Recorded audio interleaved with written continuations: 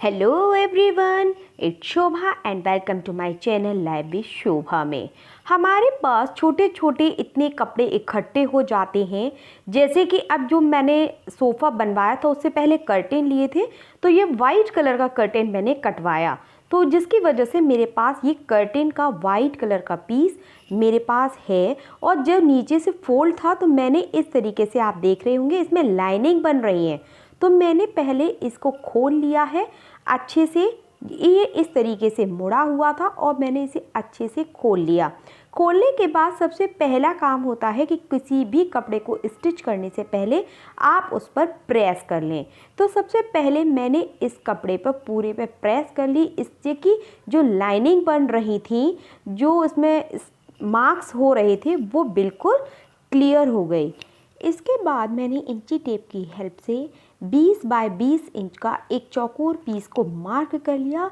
और अपनी लाइन को सीधा खींचने के लिए मैं हमेशा या तो प्रेस यूज़ करती हूँ या फिर स्केल की हेल्प से लाइन ड्रॉ कर लेती हूँ, उसके बाद ही अपने कपड़े को कट करती हूँ। इस तरीके से आप देखेंगे कि जो मेरा एक पीस है बिल्कुल चौकोर कट कर रेडी हो गया। यहाँ पर मैंने जो कपड़ा लिया है, देखिए वो आगे से थोड़ा शाइनी है और पीछे से थोड़ा रफ है और थोड़ा थिक भी है, जिससे कि जो मैं इसके साथ कुशन बनाऊंगी वो बहुत अच्छा सा लगेगा। इस तरीके से सबसे पहले हम अपने ग्राफ को ड्रॉ कर लेते हैं।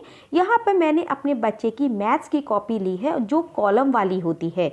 इस तरीके से मैंने, क्योंकि 20 इंच का कपड़ा कट किया है, तो मैंने 20 खानों को गिन लिया है ऊपर से।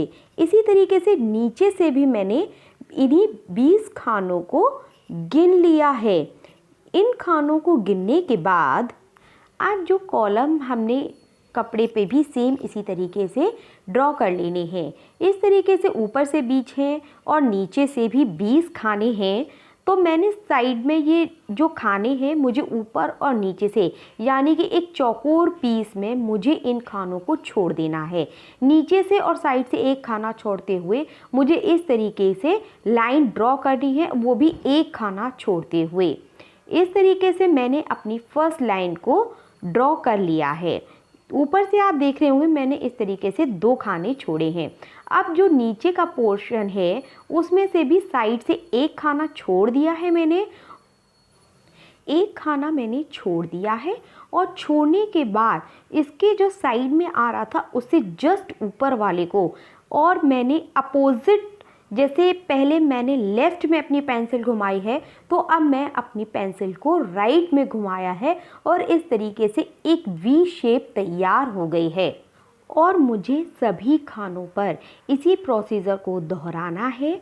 जिस तरीके से आप देख रहे होंगे, अब ये मेरी सेकेंड लाइन भी ड्रॉ कर ली है। ड्रॉ करने के बाद सेम मुझे अपनी थर्ड लाइन को ड्रॉ करने के लिए, देखिए इसके बगल से एक खाना छोड़ा और इसके जस्ट नीचे वाले में, जैसे मैंने अपनी पहली लाइन को ड्रॉ किया था, सेम उसी तरीके से ड्रॉ कर लेना है। और पूरा ऐसा ही ग्राफ मुझे अपने कपड़े पर भी बना लेना है। इस तरीके से देखिए जो मेरा कपड़ा है उस पर मैंने इस तरीके से प्रॉपरली चौकोर खाने ड्रॉ कर लिए हैं। और साथ ही आप देख रहे होंगे जिस तरीके से मैंने अपनी कॉपी पर ग्राफ आपको बताया था, सेम उसी तरीके से मैंने एक खाना छोड़ते हुए मैंने पेंसिल की हेल्प से इस तरीके से ये डिज़ाइन पूरे कपड़े पर ड्रॉ कर ली है। अब मैंने सुई में जो धागा लिया है वो डबल पिरोया है और इस तरीके से पहले खाने से थोड़ा सा कपड़ा लेते हुए सुई बाहर निकाली और उसी जिस डायरेक्शन में मैंने पेंसिल से ड्रॉ किया था, सेम उसी तरीके से मैंने दोनों धागे निकालकर इन दोनों जो किनारे हैं बॉक्स के, मैंने दोनों को मिला दिया है और एक नॉट अच्छे से लगा ली है। सुई में मैंने धागा नहीं तोड़ा है। अब दूसरे बॉक्स पे मैंने जब गई तो उसके बाद मैंने यहाँ पर हल्की सी नॉट लगा ली है, जिससे कि जब मैं धागा खींचूँ तो वो पूरा कपड़ा ना खींचे, सिर्फ वही कपड़ा खींचे जो मैंने बॉक्सेस ड्रॉ किए हैं। और जो मैंने नॉट है वो बहुत अच्छे से लगाती जानी है।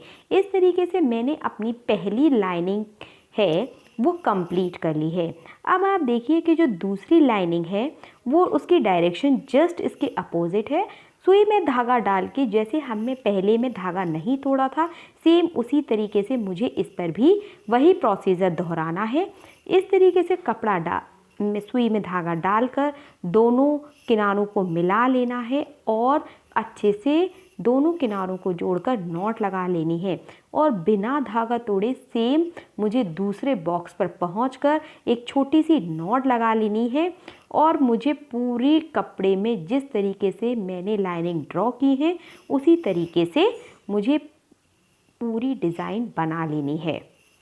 इस तरीके से मेरे पूरे कपड़े में इस तरीके से जो डिज़ाइन है वो बनकर रेडी हो गई है। और आप देखिए ये मैंने उल्टी तरफ से आपको दिखा रही हूँ कि जो इसकी डिज़ाइन है, और सीधी तरफ से आप देखिए कि इसका जो लुक है वो कुछ इस तरीके से जैसे नदी में लहरें होती हैं, सेम उस तरीके से आ रहा है। अब मुझे अपने बैक साइड को तैयार करना है। तो बैक साइड में जैसे दो पोर्शन काटते हैं हम कुशन के, सेम उसी तरीके से मैंने दो साइड को कट कर लिया है। इस तरीके से मुझे एक साइड को थोड़ा सा फोल्ड कर देना है, ऊपरी साइड को भी थोड़ा सा फोल्ड करके मुझे इस पर इस तरीके से रख कर इसको स्टिच कर लेना है। इस तरीके से अब मैंने इस पर सिलाई लगा ली है।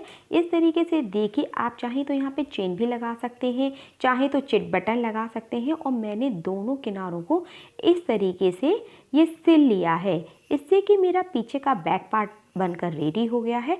अब मुझे इस तरीके से जो मैंने फ्रंट पार्ट तैयार किया था, दोनों इसकी सीधी साइड में रखने के बाद इसके चारों तरफ से इस तरीके से रख कर, जैसा आप देख रहे होंगे डिज़ाइन बन रही है, रख कर मुझे अब इसके चारों ओर सिलाई लगा लेनी है।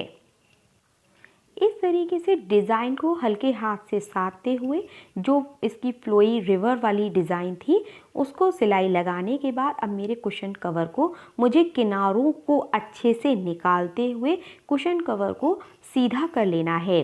सीधा करने के बाद देखिए कि इसका जो ओवरऑल लुक है वो कुछ इस तरीके से आ रहा है। इस तरीके से अब मैंने अपना जो 20 इंच का कपड़ा लिया था, तो इसमें जो कुशन कवर बनकर रेडी हुआ है वो 12 इंच का कुशन बनकर रेडी हुआ है। इस तरीके से अगर आप 24 इंच का एक कपड़ा लेंगे तो वो 16 इंच का बनकर रेडी होगा। और ये मेरा स्मोकी कुशन तैयार है।